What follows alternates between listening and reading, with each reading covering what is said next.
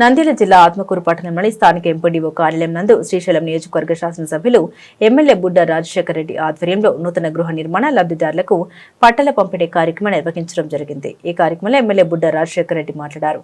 రాష్ట్ర ప్రజలందరి సొంతింటికలు నెరవేర్చడమే కూటమి ప్రభుత్వం యొక్క ముఖ్య లక్ష్యమని, నిరుపేదలకు నిలువ నీడ ఉండాలని మన రాష్ట్ర ముఖ్యమంత్రి నారా చంద్రబాబు నాయుడు కేంద్రం ప్రభుత్వం నుండి 1,50,000, రాష్ట్ర ప్రభుత్వం నుండి 1,00,000 రూపాయలతో మొత్తం 2,50,000తో నూతన గృహ నిర్మాణ లబ్ధిదారులకు 4 విడతల్లో అందిస్తామని, ఈ సదవకాశాన్ని నూతన గృహ నిర్మాణ లబ్ధిదారులు ప్రతి ఒక్కరూ సద్వినియోగం చేసుకుని వారి సొంతింటి కల నెరవేర్చుకోవాలని ఆయన తెలిపారు.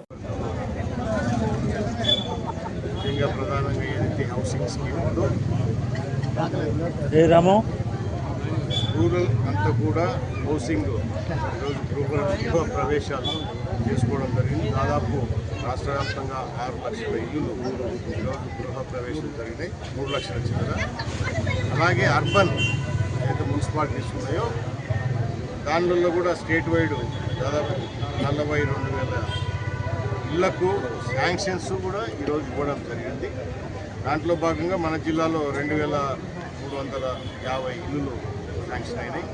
మన నియోజకవర్గంలో కూడా 272 ఇల్లులు ఆత్మకూరు అర్బన్లో శాంక్షన్ అయ్యాయి. ఇప్పుడే అందరికీ కూడా దానికి వాళ్ళకి శాంక్షన్ అయిన అంటే ధృవీకరణ పత్రాలు ఇవ్వడం జరిగింది. రాబోయే కాలంలో ఎవరైతే ఇల్లు కావాలని అడిగే వాళ్ళకందరికీ కూడా తప్పకుండా ఇల్లు ఇచ్చే కార్యక్రమం ఏర్పాటు చేస్తున్నాం. ప్రధానంగా ఏదైతే ఇప్పుడు ఈ బెనిఫిషియర్స్కి అర్బన్ ఏరియాలో 2,50,000 రూపాయలు వాళ్ళకి ఇవ్వడం జరుగుతుంది. దాంట్లో కేంద్ర ప్రభుత్వ సహకారం 1,50,000, మన రాష్ట్ర ప్రభుత్వం 1,00,000 రూపాయలు కలిపి 2,50,000 రూపాయలు ఇవ్వడం జరుగుతుంది. 4 స్టేజ్లలో అంటే బీబీఎల్ లెవెల్, అంటే basement level, roof level, slab కంప్లీషన్కి అంటే మనం 60,000 3 విడతలుగా ఇస్తాం. తర్వాత లాస్ట్ ఫైనల్ బిల్లు అన్నీ కంప్లీట్ అయిన తర్వాత 70,000 రూపాయలు ఇవ్వడం జరుగుతుంది. ఇక్కడ మనం అందరం కూడా ఒకటి గుర్తుపెట్టుకోవాలి. గడిచిన 5 సంవత్సరాలు వైఎస్ఆర్ కాంగ్రెస్ పార్టీ అధికారంలో, ఆయన అధికారంలో రాకముందు ఎన్నెన్ని వాగ్దానాలు చేశారో అందరికీ అధికారంలోకి వచ్చిన తర్వాత ఏ రకంగా పరిపాలన చేసినాడో కూడా చూసినాం.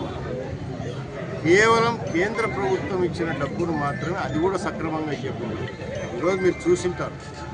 మీడియా మిత్రులకు అందరూ కూడా తెలుసు, ఏదైతే గత వైఎస్ఆర్ కాంగ్రెస్ పార్టీ పరిపాలనలో 1,80,000 రూపాయలు కేంద్ర ప్రభుత్వం ఇచ్చినది మాత్రమే ఇవ్వడం జరిగింది. అది కూడా సక్రమంగా బిల్లులు చెల్లించకపోతే మన ప్రభుత్వం వచ్చిన తర్వాత ఆ బిల్లులన్నీ చెల్లించి మళ్ళీ అదనంగా 1,00,000 రూపాయలు వాళ్ళకి ఇచ్చి ఈరోజు ఎన్డీఏ కూటమి ప్రభుత్వం ప్రజలకందరికీ కూడా మేలు చేస్తారు.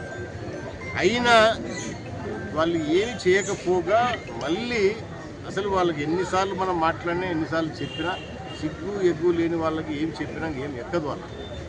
మళ్ళీ బుకాయింపులు, ఈరోజు ఎన్డీఏ కూటమి ప్రభుత్వం మీద విపరీతమైన బురద చల్లడము, అబద్ధాలు నోరు తెరిస్తే ఎన్ని అవినీతి కార్యక్రమాలు, ఎన్ని అక్రమాలు జరిగినాయో రోజు ఒకటి వెలుగులోకి వస్తూ ఉంది.